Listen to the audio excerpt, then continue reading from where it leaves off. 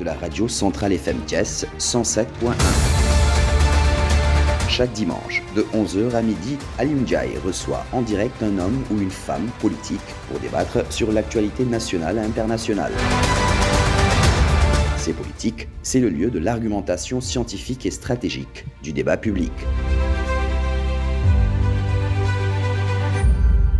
Bonjour et merci chers auditeurs de Centrale FM de rester fidèles à votre émission C'est politique qui a aujourd'hui le plaisir de recevoir M. Amadou Diagui Mbaye, membre de, vous me permettez, ex-PASTEF depuis 2015, coordinateur communal, deuxième adjoint départemental de Thiès, premier adjoint à la mairie de Thiès-Ouest. M. Mbaye, bonjour. Bonjour M. Bonjour à tous vos auditeurs. Heureux de vous retrouver à nouveau au niveau de Centrale FM pour discuter des questions qui concernent le pays, qui concernent l'avenir du Sénégal de manière générale. Voilà, l'avenir du pays, l'avenir du Sénégal de manière générale. Dans le passé, nous avons entendu le général Cissé dire du Sénégal un pays de démocratie majeure. Qu'est-ce qui reste de cette démocratie majeure? Merci M. Ndiaye. Je pense que tous les Sénégalais ont fait un constat que le Sénégal, issu d'une grande démocratie, a fait l'objet d'une histoire démocratique, de luttes qui ont mené à ce que le Sénégal soit une vitrine au niveau national et international. Que le Sénégal est respecté un peu partout du fait des transitions démocratiques. On a évité des bains de sang. Donc, il y a une transmission du pouvoir de manière démocratique avec des élections apaisées, même si parfois il y a eu des soubresauts. Mais de toute façon, les Sénégalais ont surpassé certains événements qui nous ont menés aujourd'hui à ce que tout le monde reconnaisse que le Sénégal fait partie des pays références en matière de démocratie. Mais aujourd'hui, le constat amer que nous tous, que tous Sénégalais, de tout bord qu'il soit, c'est qu'il y a un recul démocratique. Parce que nous ne pouvons pas accepter qu'à 3 mois ou bien qu'à 2 mois des élections présidentielles, que rien ne soit clair au niveau des yeux des Sénégalais. Aujourd'hui, aucun Sénégalais ne peut affirmer de très clair que telle personne ou telle personne sera candidat, ou bien que le président qui se dit sortant organise lui-même ces élections en excluant de facto certaines personnes qui jouissent de leurs droits, certaines personnes à qui les populations, les Sénégalais font confiance. Donc je pense qu'on a un recul démocratique et il faut le remarquer. Le remarquer, mais est-ce que c'est le président qui exclut ou bien est-ce que c'est des institutions censées utiliser le droit qui exclut? Mais quand un juge décide de la réintégration d'Ousmane Sonko sur les listes électorales et décide que la radiation à question est illégale, qu'un agent de l'État dise qu'il ne peut pas appliquer cette mesure ou bien cette décision parce que le gouvernement aurait ou bien allait ou bien ferait un recours. Au moment où il disait qu'il ne peut pas donner de fiche de parrainage au président Ousmane Sonko, il n'y avait même pas de recours encore. Mais est-ce que le juge Sabalis Faye qu'il s'agit, est-ce qu'il était habilité à dire le droit, à vouloir retourner Ousmane Sonko ses droits mais Ousmane Sonko est domicilié à Ziguinchor. C'est le maire de Ziguinchor. Il est domicilié à Ziguinchor. Je pense que si on retourne à la jurisprudence de Karim Wade, quand Karim Wade avait introduit une demande ici au niveau de Dakar, on lui a dit que votre domicile c'est, comment dire encore, Qatar. Donc le juge, on a dit que le juge à Dakar, on ne pouvait pas le juger à Dakar parce qu'il n'est pas domicilié à Dakar. Ousmane Sonko, il est domicilié à Ziguinchor. Il habite à Ziguinchor, il est le maire de Ziguinchor. Est-ce que juridiquement sur les papiers, Ousmane Sonko est domicilié à Ziguinchor? Mais quand vous êtes maire de Ziguinchor, mais ça ne veut pas dire forcément vous ne pouvez pas être maire d'une commune sans être domicilié dans cette commune. Excusez-moi, dans le passé, on a vu plusieurs maires qui n'habitent pas leur localité, qui sont devenus maires ailleurs. Non, vous dites habiter et loger. Vous pouvez loger à Dakar, vivre à Dakar, mais votre domicile c'est Ziguinchor. Est-ce que nos juges n'ont pas l'expérience de comprendre ce jeu-là que vous parlez d'habiter et de loger pour mieux transférer la question à Dakar? Non, vous savez, il peut travailler quelque part. Exemple, moi je dis mon domicile c'est Thiès, mais je travaille à Dakar. La plupart de mon temps je le fais à Dakar, mais mon domicile, quand vous voulez me trouver, vous allez, parce que de temps en temps je passe mon temps à Dakar, mais j'habite à Thiès. Voilà. Ousmane, vous ne pouvez pas être maire d'une commune si vous n'êtes pas domicilié dans cette commune-là. C'est pas possible, même les textes l'interdisent. Il faut être domicilié. Ça fait partie des critères. Il faut être domicilié dans une commune pour prétendre être maire là-bas. Ousmane Sonko est maire de Ziguinchor. Donc son domicile, c'est la mairie de Ziguinchor. C'est à Ziguinchor. Aliou Sall, il est natif de Guédiawaye ou bien de Fatick? Bon, Aliou Sall, il est natif. Il est originaire. Il est originaire, mais il a changé de domicile. Il est domicilié à Guédiawaye. Ce n'est pas le même cas. Non, ce n'est pas le même cas. Ousmane Sonko, il n'a pas changé de domicile parce qu'il faut changer de domicile. Mais il ne s'agit pas de la Cour suprême seulement qui a annulé la décision du juge Sabali Faye. Il y a la Cour de justice de la CEDEAO aussi qui a débuté. Non, la Cour de justice de la CEDEAO ne s'est pas prononcée sur la radiation de Ousmane Sonko. Parce que la Cour dit que c'est en instance.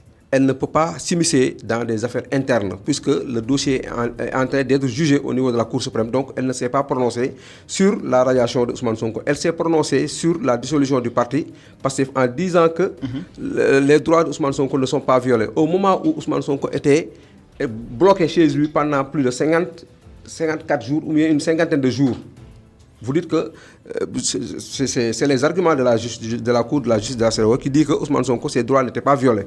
Donc la Cour de la justice de la CEDEAO ne s'est pas prononcée sur sa radiation. Elle a laissé l'appréciation à la Cour suprême, mais elle s'est prononcée plutôt sur la dissolution du parti Pastef. La Cour s'est basée sur un rapport du ministre de l'Intérieur pour pouvoir prendre. C'est ce qui est paradoxal. Parce que le ministre de la Justice, tout le monde essaie, il est politique. Il appartient à un parti politique.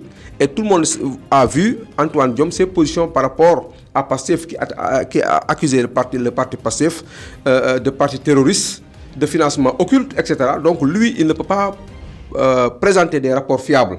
Donc lui, ces rapports, donc la justice, Cour de la justice de la CEDEAO aurait pu, à mon avis, aller au-delà de ça, aller au-delà de cette analyse, faire ses enquêtes personnelles, demander, poser des questions. Mais elle s'est justement limitée à un rapport d'un ministre de la Justice qui appartient à un parti politique.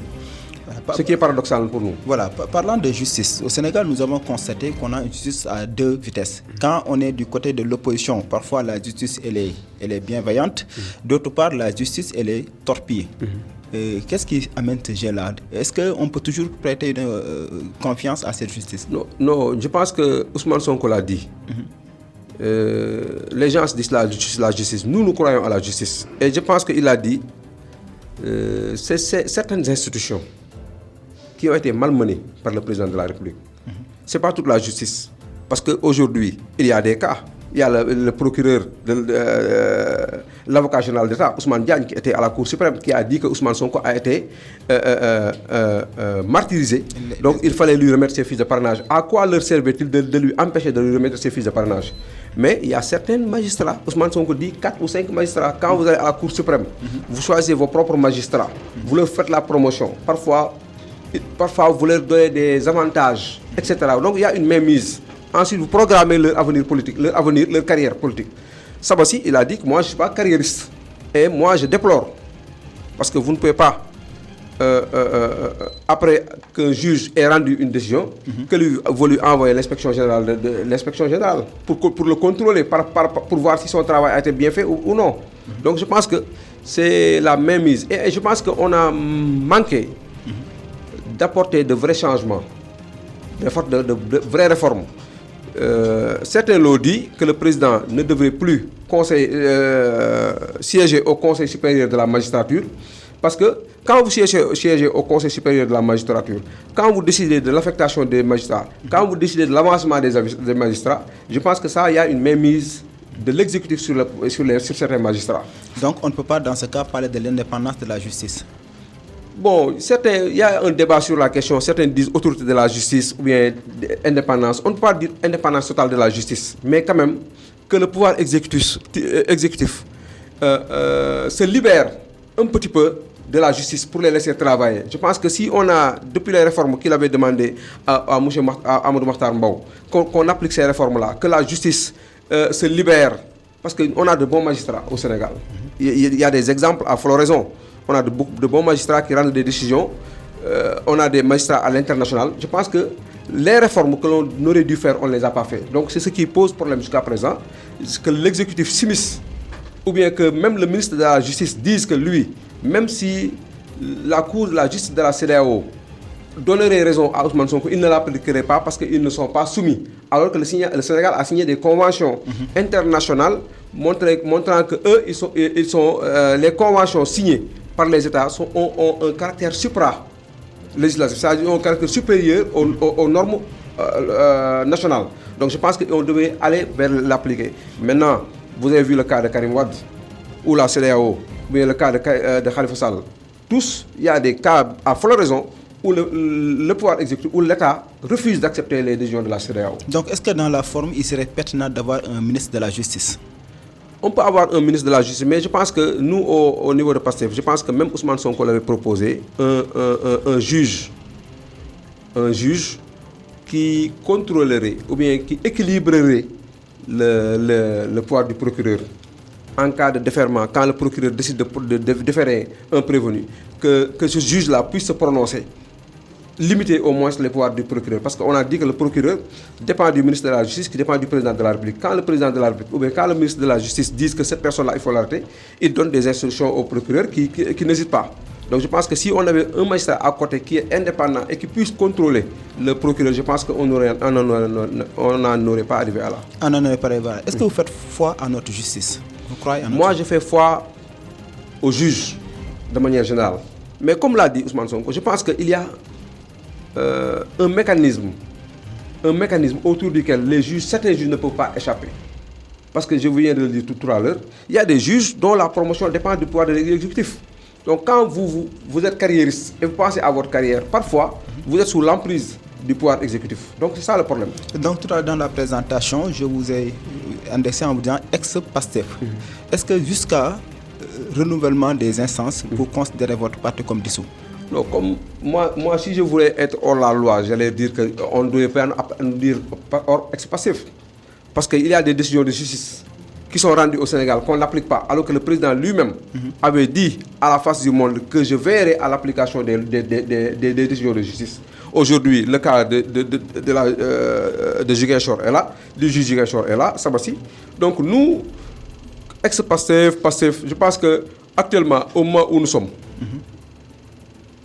je pense que PASTEF est le parti, ou bien fait partie des partis qui empêchent le pouvoir de dormir. Mais juridiquement, est-ce que le PASTEF existe même actuellement? Bon, nous, juridiquement, je pense que comme la Cour de la Justice de la CEDEAO a tranché, on attend encore les avocats du parti, s'il y a d'autres possibilités, à travers certains organismes internationaux, etc. En tout cas, nous, on attend. Mais sous les textes, le parti est dissous. Mais bon, comme on est à la veille des élections, je pense que ce n'est pas un problème. L'important pour moi, c'est le ressenti des populations. Qu'est-ce que les populations ressentent à travers le projet d'Ousmane Sonko? Qu'est-ce qu'ils sont prêts à faire pour Ousmane Sonko? Quels sacrifices ils sont prêts à faire pour Ousmane Sonko si Ousmane Sonko est candidat ou bien si Ousmane Sonko présente un candidat? Vous croyez toujours à la candidature Ousmane Sonko? Nous y croyons, nous y travaillons. Mais actuellement, le chrono continue de tourner et le temps ne vous attend pas. Quelle stratégie comptez-vous adopter? Je voudrais rassurer les militants et les sympathisants. Je pense que Ousmane Sonko est serein. Il est très serein. Il est très serein et il sait bien ce qui nous attend. Nous avons la possibilité d'utiliser le parrainage des députés sans pour autant aller chez les citoyens pour recueillir des parrainages. Le dépôt des parrainages, c'est au mois de décembre. Je pense que le temps est là. Maintenant, il reste combien de semaines pour clôturer le parrainage? Oui, donc il reste des semaines, mais je pense que nous, notre appareil, si l'appareil de PASTEF, si on nous donnait nos fiches, je pense qu'on ne ferait même pas 3 jours pour accéder à nos parrainages. Accéder au parrainage. Ouais. Maintenant, vous avez toujours proclamé haut et fort que vous n'avez ni un plan B ni un plan C. Le seul et unique plan que vous avez, c'est le plan A. Mais si à la veille de la clôture de parrainage, vous n'avez pas reçu ordre de recevoir des fiches de parrainage, qu'allez-vous faire? Bon, je pense que comme je viens de vous le dire, nous sommes des militants disciplinés. Nous sommes des militants qui faisons confiance au président Ousmane Sonko. Nous sommes des militants qui faisons confiance au bureau politique. Et je pense que ils sont tellement sereins et lucides Et nous sommes sains et lucides que nous ne tomberons pas dans certains pièges. Inch'Allah Rabbi, nous présenterons la candidature de Ousmane Sonko. Ou bien, comme la majeure partie des Sénégalais le disent, moi parfois je viens dans les marchés, on me dit, même Ousmane Sonko, il nous présente quelqu'un, nous on va voter pour lui. Je pense que déjà les citoyens eux-mêmes ont conscience que Macky Sall, ce qu'il veut, comme Ousmane Sonko l'a dit, qu'il empêche de dormir, il mettra tous ses moyens pour l'empêcher d'être candidat. Là, Ousmane Sonko l'a dit. Et quand il dit, quand Macky Sall décide quelque chose, il va toujours au fond, il n'arrêtera pas. Donc je pense que Ousmane Sonko est très lucide, le bureau politique, les responsables sont lucides, les Sénégalais sont très lucides, parce que les Sénégalais là qui sont en train d'écouter, qui disent que Ousmane Sonko doit aller chercher les parrainages parce qu'il est temps, ça signifie que les gens éprouvent le projet de Pastef. Et je pense que je demande aux Sénégalais, je demande aux Thiessois, comme je suis à Thiès, d'être patient. Le moment venu, Ousmane Sonko est très lucide. Là où il est, il sait de quoi il doit faire. Il a toutes les éventualités possibles. Il a mis ça en œuvre. Donc je pense que nous, on n'a pas de problème. Qu'est-ce que vous appelez piège? Qu'est-ce que vous appelez piège? Non, vous savez que le piège, c'est de ne pas participer aux élections. Parce que Pastef ne pas participer aux élections, ça c'était un piège qu'on avait tendu à certains. De l'autre camp, on dit que gouverner c'est prévoir. Oui. Est-ce qu'il ne serait pas plus sage, plus judicieux de préparer? Vous savez, il y a un moment, les gens nous disaient plan B, plan B, plan B. C'était des mois. On a refusé ça. C'était des mois. Dans tous les débats publics, on disait Pastef doit proposer un plan B. Où est le plan B de Pastef? Ces gens-là ne sont pas plus alertes que les militants de Pastef? Non, les militants sont alertes. Parce que la raison est là. On ne peut pas camoufler cette raison-là. On est à quelques encablures des élections. Tout à l'heure, vous m'avez dit qu'aucun candidat n'est actuellement prêt. Effectivement, parce que celui qui incarne l'opposition, véritablement, c'est Ousmane Sonko. Mais si on sait que rien ne bouge actuellement, c'est parce que Ousmane est dans les liens d'attention. Non, vous savez même, Ousmane Sonko peut utiliser même le parrainage des députés. C'est-à-dire, au moment de déposer. Si c'est la veille des élections, on lui donne ses fiches. Mais sur quelle garantie vous fondez pour penser que Ousmane Sonko peut demain être candidat? Mais on va continuer le combat médiatique, judiciaire. En attendant, je vous ai dit tout à l'heure que peut-être le parti va se prononcer, peut-être Ousmane Sonko va se prononcer la semaine. La Cour suprême est supposée être le sommet. Mais la Cour suprême a renvoyé le dossier. Vous savez que ça a été une patate chaude. Parce que comment dirais-je encore, la Cour suprême n'a pas voulu prendre ses responsabilités. Parce que interdire quelqu'un de participer ou bien empêcher à quelqu'un de participer à des élections, de lui faire perdre ses droits civiques et politiques pour toujours, je pense que c'est un poids très lourd. C'est pourquoi peut-être la Cour suprême a coupé la poire en deux en rejetant la responsabilité ou bien en renvoyant le dossier au niveau de la Cour de Dakar pour que la Cour le juge. Je pense que ça c'est un dilatoire et nous sommes conscients de ce dilatoire parce que quand il renvoie à la justice de Dakar, à la grande instance de Dakar, au tribunal d'instance de Dakar pour juger, tout en sachant que même si le tribunal d'instance rend une décision, cette décision est susceptible d'appel au niveau de la cour d'appel et susceptible encore de recours au niveau de la cour suprême, encore cette cour suprême là. Donc je pense que nous sommes conscients que l'État est en train de faire du dilatoire sur cette question. Tout ça, je pense que nous l'avons intégré et le moment venu, très rapidement, Inch'Allah Rabbi, dans de brefs délais, Inch'Allah Rabbi, vous allez être surpris. Les Sénégalais, ils ne seront pas surpris parce qu'ils savent que Ousmane Sonko n'est pas aussi dupe pour laisser le pouvoir dérouler comme il le veut. Quelle lecture faites de la décision de la juge Aïssata Diallo Ba de bouder avant la délibération?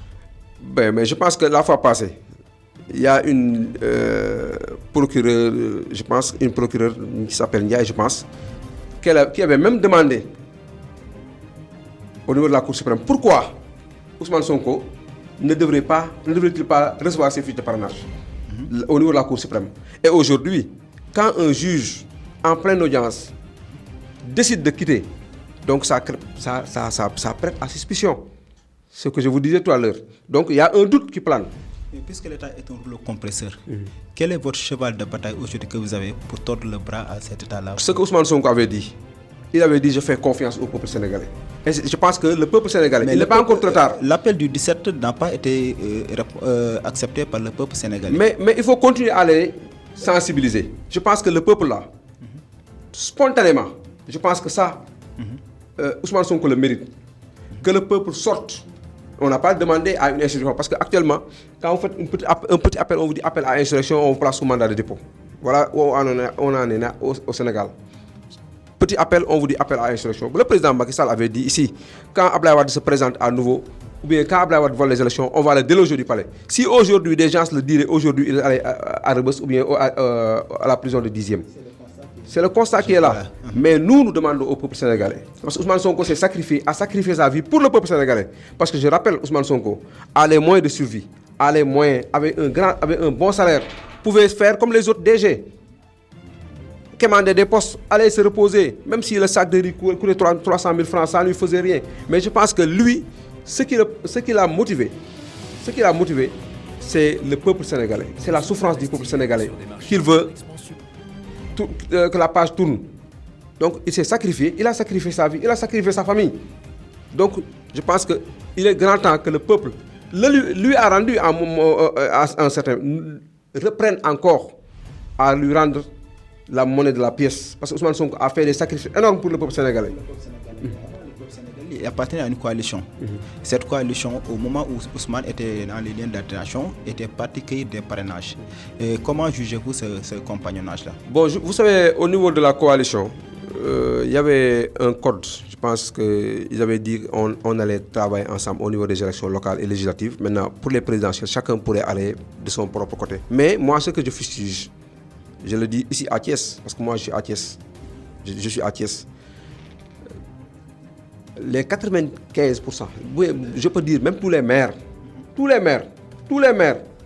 même s'ils ont mis les moyens, moi j'ai fait campagne, je suis descendu sur le terrain, j'ai vu et j'ai entendu ce que les populations disaient. Quand vous êtes coalition, on vous dit vous êtes avec Ousmane Sonko, c'est 90%. 90% des maisons que moi j'ai fait ou bien qu'on a fait, chaque fois vous présentez un maire, quel que soit le maire, parce que moi je parle de maire, je ne parle pas de parti, parce qu'il y a le maire Birame Souleye Diop qui est là, qui est avec mon parti. Je l'inclus dans ces maires-là.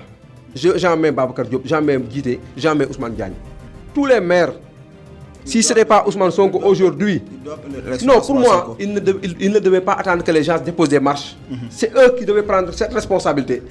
Organiser les gens, organiser les marches. Mais Thiès ne bouge pas, alors que c'est les principaux responsables. Est-ce que c'est pas parce que les gens attendent que les gens organisent des marches, qu'ils viennent prendre la parole? C'est pas normal. Ils doivent rendre la monnaie de la pièce si ce n'est pas Ousmane Sonko. Les gens, ça fait mal parfois, mais les gens, c'est la réalité. C'est la réalité. Nous avons fait campagne, on est partis dans les maisons. Mais chaque fois qu'on vous dit, on a voulu faire une caravane, tous les leaders étaient là. Mais quand Ousmane Sonko n'est pas arrivé, les gens n'ont pas démarré. Ils disent qu'il faut attendre que Ousmane Sonko vienne. Donc ils savent bien le poids que Ousmane Sonko avait. Est-ce que ce n'est pas un échec aussi au niveau de Thiès? Le fait que le parti ex-Pastef manque de leaders charismatiques. Non, nous sommes tous des leaders. Je pense que la décision a été prise au sommet. On l'a accepté, mais on tire des leçons pour les prochaines fois. Donc il semble y avoir une querelle fratricide entre les alliés ici à Thiès. Non, il n'y a pas de querelle. Moi j'ai donné ma position personnelle. J'ai dit que actuellement, là où on en est, je pense que ces gens-là, pour qui nous nous sommes battus, pour qui nous avons fait campagne, devraient prendre la chose en main. Oui, j'ai dit. S'organiser. Dans les normes, il devait y avoir un leader qui devait incarner l'idéologie de Pastef ici à Thiès. On pense à Birame Souleye, par exemple, qui est foncièrement resté dans le Pastef. Babacar Diop, maire de Thiès. Donc, vous savez, au niveau de Dakar, on a dit Birame Souleye Diop n'est pas leader de la coalition. Leader de la coalition. Quand on a choisi à Dakar... Qui porte le fanion ici à Thiès? Non, Birame Souleye est notre responsable. Arma Diawara est le premier adjoint. Moi, je suis deuxième adjoint. Je suis responsable de la commune de Thiès-Ouest. Vous savez. Mais j'ai dit, au niveau de la conférence des leaders, c'est eux qui choisissent. En général, quand vous êtes membre de la coalition des leaders, c'est comme Ahmed Aïdara. C'est pourquoi on l'a choisi à Guédiawaye. Il y avait des responsables politiques à Guédiawaye. Birame Souleye ne pouvait pas concurrencer Babacar parce qu'il n'était pas membre de la conférence des leaders. Babacar Diop était membre de la conférence des leaders. Tout ça, c'est les arguments pour lesquels il a été choisi pour la mairie de ville. Je pense que c'est ça les informations par rapport à ça. Dans le passé, à Thiès, quand on parlait de politique à Thiès, il y avait des têtes de proue.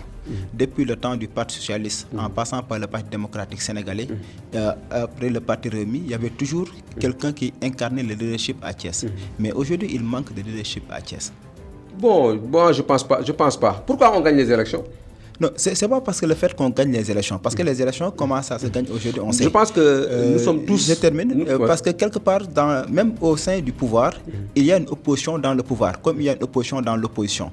Ici, dans le pouvoir, par exemple, qui incarne le leadership au niveau de la coalition Benno Bokk Yakaar. Il y a plusieurs fois qui se lèvent. Abdoulaye Dièye ici, Habib Niang ici, partout des gens qui se proclament. Mais au niveau de l'opposition, normalement... Mais est-ce qu'avant vous avez entendu Abdoulaye Dièye? Je disais tantôt que dans chaque parti, il y a un problème. Parce que normalement, Thiès devait avoir un leader qui devait tirer les autres vers le sommet. Mais Birame Souleye, c'est notre responsable, c'est notre leader politique. Mais il ne fait pas l'unanimité, Birame Souleye. Pourquoi il ne fait pas l'unanimité? Est-ce que à Thiès, vous avez entendu un problème à Thiès? Dans toutes les régions, dans certaines régions de Pastef, du Sénégal, vous entendez des problèmes ici, des problèmes là. Mais il n'y a jamais eu de problème ici à Thiès. Quelle est la dernière fois que vous avez vu Babacar Diop et Birame Souleye converser? Non, je ne sais pas, mais j'ai dit... Alors, donc il y a un problème. Parce que il peut y avoir des malentendus entre eux, c'est possible. Moi, je ne sais pas, parce que je ne siège pas avec eux, etc. On n'est pas ensemble. Peut-être qu'il peut y avoir des malentendus au niveau de la coalition, mais je suis sûr et certain que Guidé, le maire de la communauté Thiès-Ouest, Ousmane Diagne est le maire de la communauté Thiès-Est, et Birame Souleye, je pense que, je le pense, eux, ils se rencontrent constamment. Je ne sais pas s'il en est de même avec Babacar, mais en tout cas, ils sont des adjoints au niveau de la mairie de ville, et normalement, ils devraient siéger au niveau de la mairie de ville. Donc, ce que j'en sais. Mais au niveau de Pastef, il n'y a pas de problème. Au niveau de Pastef, il n'y a pas de problème. Mais si aujourd'hui Pastef devait mobiliser, qui ferait appel à cette mobilisation-là? Mais nous, on a un appareil fou. Un appareil fou parce que quand on constate que dans toutes les autres localités, quand il y a manifestation, c'est Dakar, c'est Ziguinchor. Mais vous savez la proximité de Dakar et Thiès. Certains militants n'attendent pas. Vous avez on a actuellement 3 ou 4 ou 5 personnes à Rebeuss actuellement qui sont de Thiès. Les gens quittent Thiès de manière spontanée sans attendre personne. Mais je disais, dans les manifestations, quand il y a contestation, c'est Ziguinchor et Dakar qui se signalent, à part la banlieue. Mais à Thiès, c'est amorphe. On ne voit pas de manifestation parce que je pense que là aussi, c'est vrai. Moi, je te dis, moi j'ai été convoqué pour avoir peut-être... peut-être, on m'aurait accusé d'avoir été derrière certains jeunes. Certains jeunes ont manifesté ici à Thiès. Actuellement, il y a des jeunes qui sont à la prison de Thiès, certains jeunes. Donc je pense que pour les manifestations pacifiques, je pense que nous, on s'est manifesté. On a fait de ce qu'on pouvait par rapport à ce qu'on... Maintenant, il y a une réflexion globale, peut-être, qui va se faire après. Raison à ceux qui pensent que la démocratie s'est affaissée, d'autant plus que la liberté d'expression maintenant semble être menacée. Non, mais ils ont raison. Ils ont raison. Je pense que la démocratie aujourd'hui au Sénégal, avec un petit poste, on vous place en instruction. Quand vous faites une petite vidéo, on vous appelle. Moi, la section de recherche de Thiès, il y a combien de militants qu'on est venu ici? Justement, c'est seulement les militants de Pastef qui semblent être ciblés. Des professeurs qui sont en prison, des élèves qui sont en prison, mais ils ont tous une coloration Pastef. C'est Pastef qui mène le combat, c'est ça la réalité. Malgré la coalition, il y a certains quand même au niveau national dont on doute guère la sincérité, Dambodj, Maïmouna Bousso, Cheikh Tidiane Youm, etc. Il y en a. Mais ce que je veux dire sur le terrain, c'est les militants de Pastef. Est-ce que donc ce n'est pas une stratégie pour museler l'idéologie Pastef? Non, il y a la stratégie, elle est là depuis longtemps. Le président Macky Sall, c'est Pastef qui l'empêche de dormir. C'est les militants de Pastef qui l'empêchent de dormir. Pastef est le parti politique. Actuellement, si vous allez à la maison, au centre de transfusion de sanguine, vous vérifiez les archives. Pastef a donné combien de dons de sang là-bas? Oui, ça je confirme. Et pourtant, à Diourbel, même quand le parti Pastef voulait organiser cette journée de dons de sang, on lui avait refusé cela. Voilà, donc c'est paradoxal. Pourquoi le Pastef dérange? Ça fait très mal. Est-ce que donc vous n'avez pas une autre stratégie adoptée pour que au moins qu'on puisse vous considérer comme un parti typiquement... Non, il n'y a pas de stratégie. Quand nous, on donne de notre sang, quand le président dit que les banques de sang manquent de sang, il fait une vidéo. une communication, il demande aux Sénégalais. Mais la manière de le faire n'est-elle pas une provocation? Quelle manière? La manière de mener vos communications, parce qu'on vous juge trop acerbe, trop violent. Non, vous savez, quand un parti grandit, on ne peut pas maîtriser tout le monde. Il y a certains qui ne dépendent ni de Ousmane Sonko, que Ousmane Sonko ne connaissent pas, qui n'ont même pas de carte de membre. Ces personnes-là qui se réclament de passif, qu'est-ce que vous pouvez leur faire? Est-ce que vous pouvez leur dire, le gars-là, est-ce que vous pouvez tourner toujours pour dire que ce gars-là n'appartient pas au parti passif? Vous ne le pouvez pas. Le parti a tellement grandi de manière exponentielle que le parti elle-même, le parti lui-même ne maîtrise pas ses membres et ses militants. Mais nous, on organise ici à Thiès, mais on a organisé combien de fois de dons de sang? Et on nous a félicité, on nous a remercié. Actuellement, même dans nos groupes WhatsApp, quand quelqu'un a un problème de sang au niveau de l'hôpital, on le met dans le groupe, que un patron se lève, aille directement à l'hôpital pour le faire.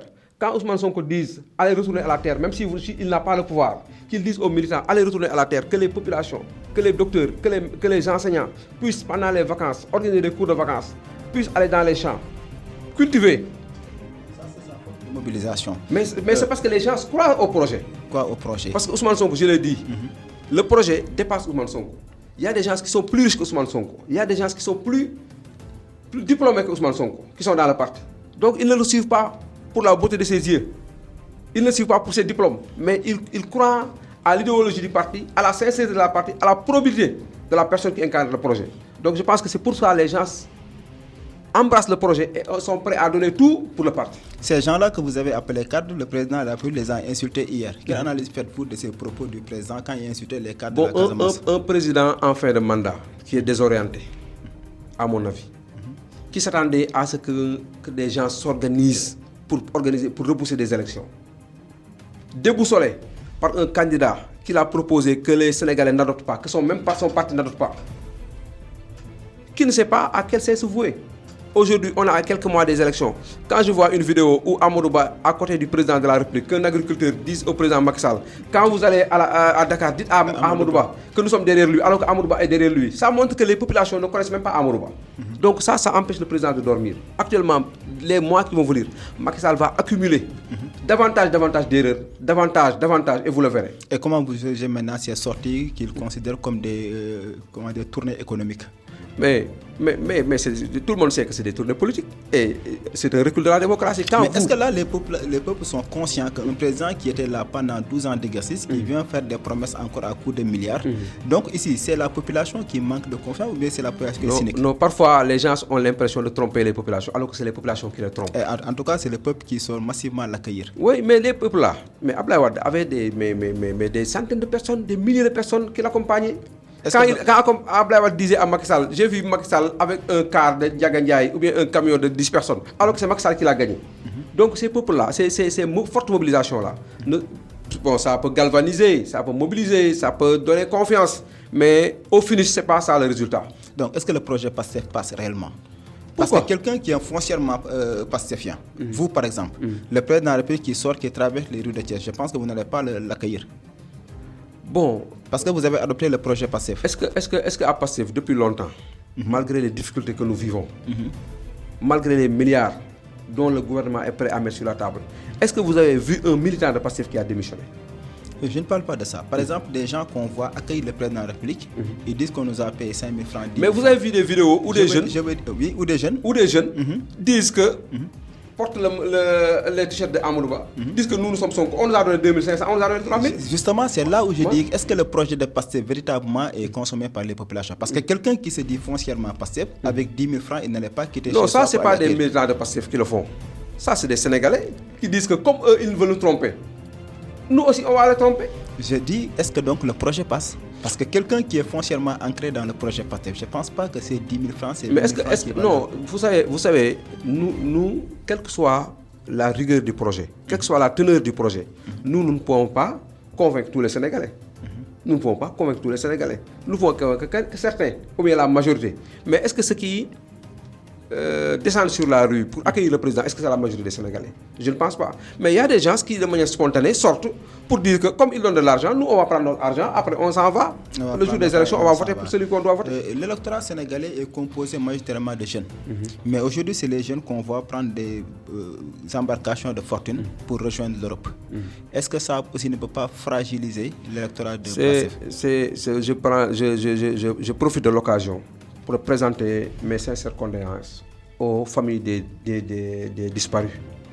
Je pense qu'on aurait dû organiser, on aurait dû en communiquer, on aurait dû sympathiser. Parce que la fois passée, on a dit qu'il y a 270 personnes qui sont disparues dans la mer. Je pense qu'au même moment, nous ne sommes pas contre la lutte. Les Sénégalais étaient scotchés sur des combats de lutte. Je pense que là aussi, c'est un problème. Bon, nous demandons aux porteurs de voix sur cette question de l'immigration de se prononcer. Quelle que soit la station où l'on est, qu'on soit journaliste, qu'on soit marabout, qu'on soit imam, ne serait-ce que 2 minutes pour sensibiliser davantage. C'est difficile pour quelqu'un qui ne voit que l'immigration, qui n'a d'autre alternative que d'aller mourir ou bien accéder au Barça. C'est difficile de le convaincre, mais je pense que l'espoir n'est pas permis. Je pense qu'il faut continuer la communication, il faut continuer à les sensibiliser davantage pour que ces jeunes-là puissent rester, pour que l'on change le pays en 2024. Je pense qu'Ousmane Sonko l'a dit quand il est parti rendre visite aux jeunes de Guet Ndar, pour leur dire que lui, il est foncièrement contre l'immigration. Tenez-vous bien, le nombre qui est mort pendant ces immigrations-là, le nombre est largement supérieur au nombre de jeunes qui sont décédés pendant les événements de mars. Ça montre que les jeunes devraient rester ici, prendre leurs responsabilités. Cette souffrance, cette mort qu'ils sont en train de côtoyer au niveau des mers, je pense que cette rigueur qu'ils prennent, je pense que s'ils l'avaient fait pour résister, je pense qu'on aurait gagné le combat. Donc vraiment, maintenant, nous demandons aux jeunes de rester. Parce qu'on est à quelques mois des élections, nous leur demandons de rester pour qu'on puisse finir le travail en 2024. Donc, à quelques mois des élections, aujourd'hui, le peuple devait être en ébullition, que les esprits se chauffent, que les gens puissent discuter de projets, que les gens puissent discuter de programmes. Mais il semble que de l'autre côté, on est en train d'endormir le peuple. Combien de dimanches on a vu des combats de lutte s'organiser avec de grosses affiches? Et dans un passé récent, il n'y avait pas de combat de lutte. Quelle lecture vous faites de ces organisations? Non, c'est le pouvoir en place. Il ne veut pas que le peuple comprenne. Parce que c'est un échec. Parce que le président aurait pu mettre en avant son bilan pour dire que moi, voilà ce que j'ai fait. Donc, ce que j'ai fait là, c'est Amadou Ba qui va le continuer. Mais aujourd'hui, ce qu'on constate, c'est l'élimination de candidats, la nomination illégale de membres de la Sénat, menace de juges à la veille des élections. Donc voilà là où on en est à la démocratie avec Macky Sall. Le président Macky Sall aurait pu sortir avec la grande porte, travailler, terminer en beauté. Les gens l'applaudissent, nous ne voulons pas que vous partiez. Mais actuellement, tous les Sénégalais, même dans son propre parti, tout le monde veut qu'il parte. Regardez dans son propre parti. Même Amadou Ba est désavoué. Ça signifie que Macky Sall n'a plus cette légitimité. Macky Sall n'est plus suivi, même dans son propre parti. Avec les propos de Souleymane Jules Diop. Souleymane Jules Diop n'est pas n'importe qui dans le parti. Abdoulaye Bibalde n'est pas n'importe qui dans le parti. Quand ces personnes-là disent la mayonnaise ne prend pas avec Amadou Ba ne pas gagner les élections à lui seul. Quand Mame Mbaye Niang dit que si Macky Sall abandonne, lui il abandonne, il ne participe pas. Et ce qui semble bizarre dans ce jeu-là, on avait semblé réconcilier Daouda Diallo mais jusqu'à présent, Abdoulaye Daouda, il reste amorphe. Oui. Il ne parle même pas. Ça signifie que les gens là, Amadou Ba, les gens ne le portent pas. Mais hier, Macky Sall a esquissé son bilan. Il a parlé de trains qui roulent. Et on a constaté qu'on a eu 2 voyages, Touba et Tivaouane.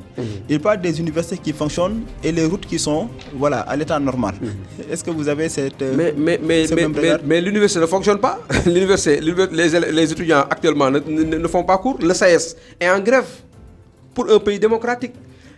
Vous savez, l'économie d'un pays ne repose pas sur ces infrastructures-là. Parce que tout le monde peut le faire. Quand vous êtes président de la République, vous allez emprunter de l'argent, vous allez construire des routes. Mais je pense qu'il faut travailler au niveau des infrastructures économiques. La pêche, l'élevage, l'agriculture.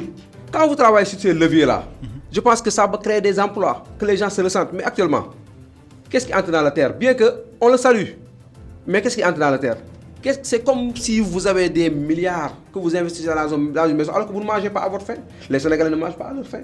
Donc ça, en plus du bilan matériel, ce bilan-là, il y a un bilan immatériel. Combien de personnes sont actuellement détenues dans les prisons? Combien de personnes? Est-ce que Macky Sall, c'est ça que nous avait chanté en 2012, que moi, quand je quitterai, j'aurais laissé des centaines de morts pour des manifestations. la démocratie en arriverait à un moment où même avec un post Facebook, on peut vous garder pour 6 mois ou bien pour 8 mois. Quand vous sortez pour aller chez Ousmane Sonko, j'en profite pour partager avec notre frère Yaya Koli, professeur d'histoire, docteur Yaya Koli, professeur de français au lycée Malick Sy, qui a été arrêté juste pour avoir voulu se rendre chez Ousmane Sonko. Quand on l'a arrêté, il aurait dû. Ce jour-là, il était professeur ou bien il était un militant? Il était un militant, mais j'ai dit, mais on aurait dû le juger pour flagrant délit. Parce qu'on l'a pris sur le fait. Flagrant délit, on te prend sur les faits. On doit te juger. Mais je suis allé rendre visite Ousmane Sonko. Parce qu'on l'a barricadé. Mais vous avez fait tout à l'ordre public. On vous juge. Mais pourquoi on vous envoie en instruction pour une enquête qui ne va jamais se dérouler? Parce que nous savons bien comment les instructions se déroulent. On vous garde 8 mois, 6 mois, après on vous dit, on vous place sous contrôle judiciaire et c'est terminé. C'est ce qui risque de se passer avec Yaya Koli. C'est ce qui risque de se passer avec Guissali Diouf, le professeur de PS. Voilà. Maintenant, ils nous disent souvent que c'est seulement les non-voyants qui ne veulent pas voir l'état de la progression des promesses de Macky Sall. Sur le plan économique, tout passe bien. La location, le panier de la ménagère, l'électricité. Je pense que les Sénégalais qui vous entendent vont se fâcher. Comment? Vous savez vous-même, les factures que vous avez laissées chez vous, les factures de courant, c'est très élevé. Il y a quelques mois, des Sénégalais, j'en profite également pour féliciter le travail que notre sœur Oumindour, journaliste, est en train de faire, de sensibiliser les gens sur la cherté des factures de courant. Nous le félicitons. Nous l'encourageons également pour lui montrer, pour lui manifester tout notre soutien. Mais la cherté des prix des denrées de première nécessité. Mais comment vous pouvez imaginer un pays où on nous parle de pétrole, de gaz, de gaz et qu'on ne peut pas avoir quelque chose qui pourrait promettre un lendemain meilleur pour les Sénégalais? C'est la mauvaise gestion, c'est le manque de leadership. C'est le manque de leadership. Mais quand celui qui est censé être le plus renseigné du pays dit parfois qu'il n'a pas ces informations. Hier, face à M. Khalifa Niasse, il avait dit complètement ignorer la question de la route qui devait relier les deux localités qui ne fait même pas 1 kilomètre. Bon, moi, je n'ai pas suivi. Vous savez, depuis lors, moi, j'ai dit, pour ne pas aggraver notre situation mentale, il faut éviter d'écouter Macky Sall. Parfois, on a des coupures de vidéos qu'on écoute. Mais de toute façon, ce que je veux dire, il est en déphasage de la réalité. Quand vous terminez un mandat, donc ça signifie qu'il y a un lobby qui l'entoure, qui l'empêche de voir. Donc pour moi, c'est un échec lamentable du président Macky Sall. Vous êtes enseignant, oui. Mais l'école sénégalaise marche quand même. Parce qu'il a proposé la réduction des inscriptions. Vous savez, la réduction des inscriptions n'est pas une solution. Parce qu'actuellement, pour photographier des devoirs, pour photocopier des devoirs, les professeurs sont obligés, parce que les photocopies ne marchent plus, parce que les cartons de crédit ne sont pas disponibles à temps. Les écoles n'ont pas les moyens de faire des reprographies pour des sujets pour des élèves. Certains professeurs sont obligés de demander à des élèves de leur donner 50 francs ou bien 100 francs pour photocopier. Est-ce que c'est normal? C'est pas normal, mais qu'est-ce qu'il faut faire? Est-ce qu'il faut écrire les devoirs au tableau? Qu'est-ce qu'il faut faire? Donc je pense que cette réduction-là aura des conséquences. Parce qu'il y a certains établissements qui ne pourront même pas payer leurs gardiens. Mais il y avait un budget qui était alloué à ces établissements-là. Mais le budget, depuis que Macky Sall est venu, en 2012, il les a réduits. Drastiquement. Il les a réduits. Donc vraiment, moi je compatis à la douleur des chefs d'établissement. Actuellement, les chefs d'établissement sont en train de se chercher.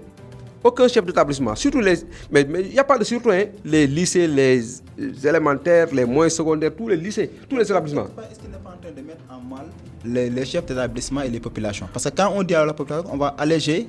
Non, c'est pour des questions politiques. Parce qu'ils vont gagner un gain politique. C'est ça qu'ils pensent. Mais ils n'ont pas allégé. Mais ce gain politique-là, est-ce qu'il va profiter à ces élèves-là? Est-ce qu'ils pourront faire 9 mois ou bien les 2 semestres correctement? Ils ne vont pas les faire. Parce que même, vous savez, même au niveau de l'élémentaire, moi je ne suis pas enseignant d'élémentaire, mais je sais qu'au niveau de l'élémentaire, ils font des évaluations harmonisées, standardisées, etc. Comme au moyen secondaire. Surtout à l'élémentaire. Mais il y a des tirages à faire. Si les écoles n'ont pas de moyens, si les crédits ne sont pas disponibles, comment ils vont faire?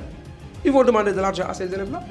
Parfois, on leur donne 50 francs, 100 francs. Mais ces 100 francs, 50 francs-là, jusqu'à la fin de l'année, c'est plus que même les inscriptions. Donc, ils auraient dû laisser les inscriptions comme telles Maintenant, pour permettre aux élèves d'être dans de bonnes conditions de travail, moi, parfois, je fais mes propres photocopies. Les élèves qui m'écoutent parfois.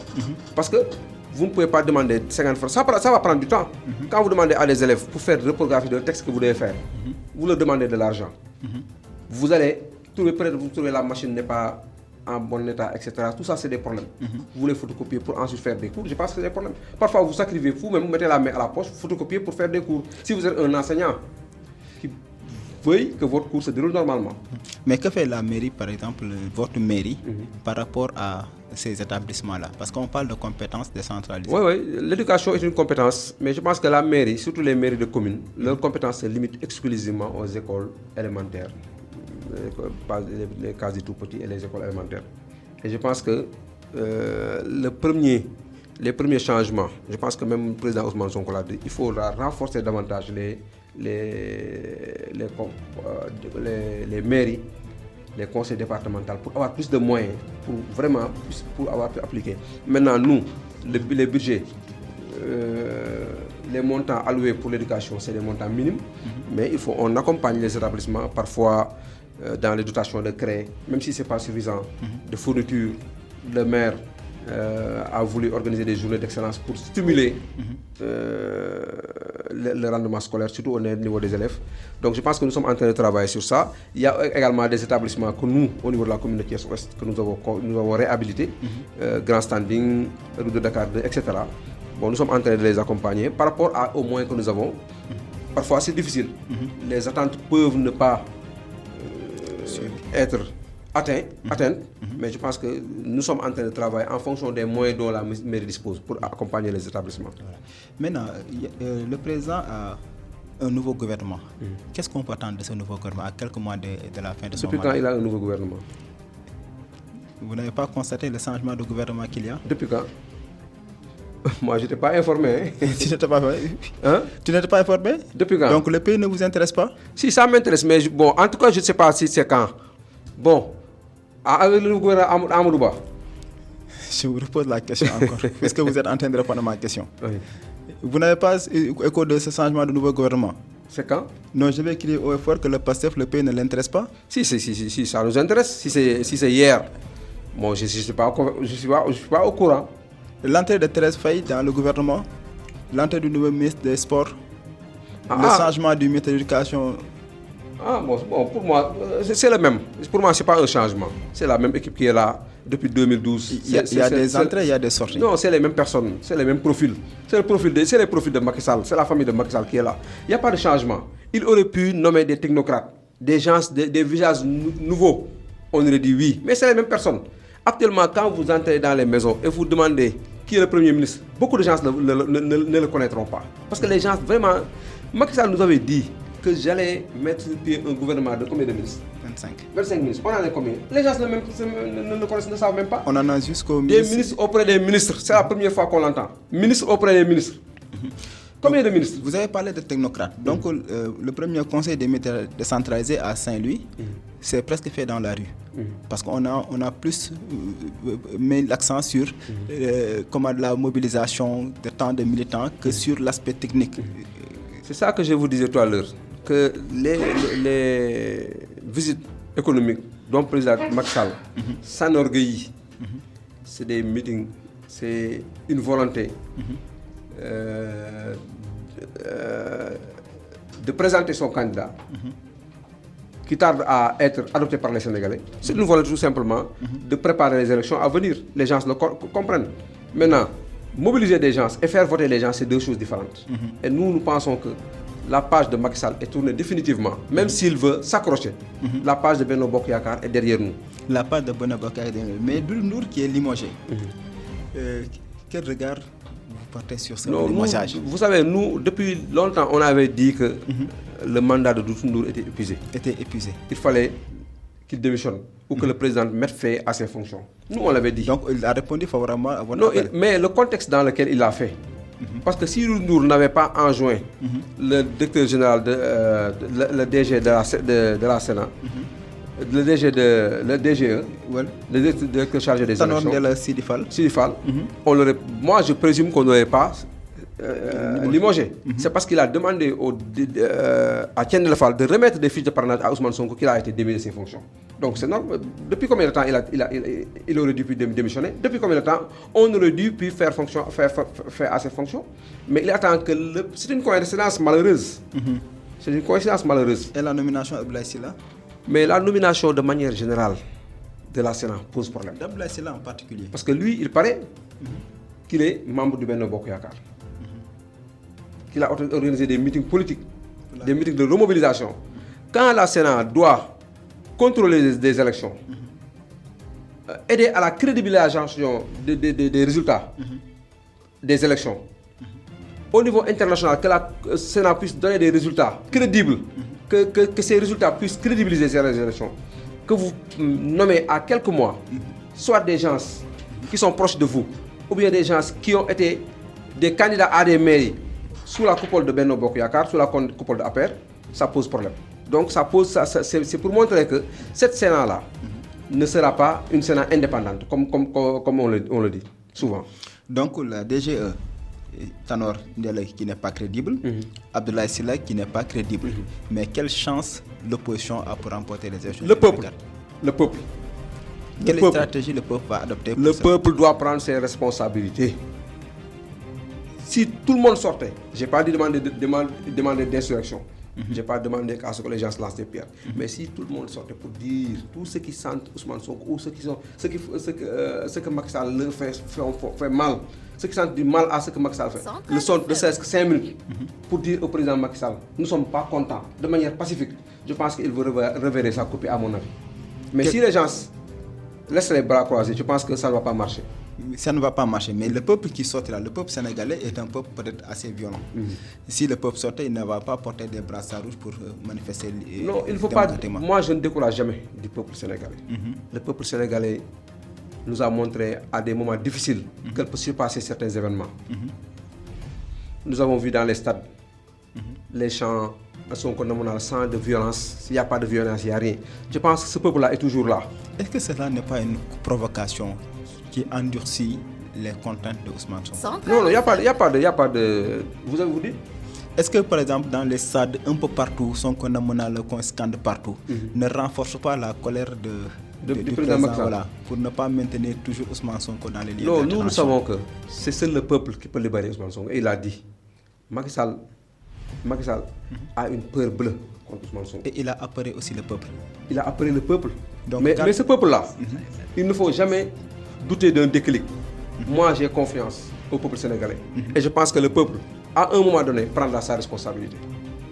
Pour que, au moins, que les changements que nous attendons, et nous sommes sûrs que ces changements, seul Ousmane Sonko et le projet peuvent le réaliser. Mais si vous faites le constat, ce peuple-là, on cherche toujours des chefs de tête de proue pour les mettre en prison. C'est comme si on veut bâillonner ce peuple-là. Récemment, Nudov, paraît-il, est retourné en prison. Chez lui, à part de chez lui, il a fait une vidéo pour informer les gens, pour leur dire que les policiers sont devant moi. J'espère que je serai arrêté. Juste, mais... Ça fait très mal. Ça fait mal.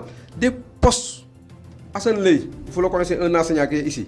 Mon ami Hassan Ley. Par un poste qu'il a supprimé. Il aurait dû passer tout le temps en prison jusqu'à pendant les élections. Il y a quelqu'un, un certain Sow, qui habite Saint-Louis. Quand Ousmane Sonko avait demandé à ce que les gens se mettent des brassards rouges, c'est un maître coranique. Il avait demandé à ses enfants, en guise d'illustration, de prendre les Corans de couleur rouge là et d'apprendre le Coran pour prier pour Ousmane Sonko. Il a mis une vidéo. C'est ça pour ça qu'on l'a transféré depuis Saint-Louis pour l'amener ici à Thiès. Il a passé des journées. On l'a mis un bracelet pour créer tout un pays démocratique. Et à côté, Suzanne Camara. À un moment où vous entendez des gens dire qu'on doit tuer Ousmane Sonko. Oui. Oustaz Hassan Seck a dit que si Ousmane Sonko on l'empêche d'être candidat, le pays peut brûler. Mais il y a un député qui a dit que si Macky Sall n'est pas candidat, le pays va brûler. On le dit rien. Il y a l'autre là qui a fait des transferts de billets là, comment dire encore? Bougazali. Ils rôdent comme ils veulent. C'est des milliards que le Sénégal aurait dû perdre. On en est là avec le président Macky Sall. Et Suzanne Camara qui s'est prononcé sur la disparition des 2 soldats. Il s'est prononcé sur la disparition des 2 soldats au moment où Fadilou Keïta demandait en disant j'espère qu'ils n'ont pas tué mon frère. C'est pour ça qu'on l'a arrêté. Qu'on l'a arrêté. Jusqu'à des mois et des mois. J'espère. Il a dit j'espère qu'on n'a pas tué mon frère. Et si aujourd'hui, Ousmane Sonko vous prêtez sa voix pour parler à son nom, que direz-vous actuellement au peuple sénégalais? De prendre leurs responsabilités. Ousmane Sonko leur tend la main. Parce qu'il a dit que ma candidature ne dépend ni de Macky Sall ni de moi-même, mais ma candidature dépend de Ousmane, du peuple sénégalais. Donc sa candidature, sa nomination, son élection au premier tour, aux élections 2024, ça dépend du peuple sénégalais. Et il a toujours fait confiance au peuple sénégalais, qui est toujours là. Et je pense qu'il saura décoder le message et, Inch'Allah, l'appliquer pour le bonheur de tout le monde. Appliqué pour le bonheur de tout le monde. Malheureusement, on n'a contraint par le temps. Donc, M. Amadou Dia, nous avons le plaisir de recevoir, qui est professeur d'anglais, membre de, je dirais, PASTEF ou ex-PASTEF. Il faut dire PASTEF, puisque aujourd'hui, on n'applique plus les décisions de justice. Voilà. De justice. Donc, il faut dire PASTEF. Coordinateur communal, deuxième adjoint départemental de Thiès, premier adjoint à la mairie de Thiès-Ouest. Donc, nous vous remercions et, chers auditeurs, nous donnons rendez-vous à la prochaine fois avec un autre invité.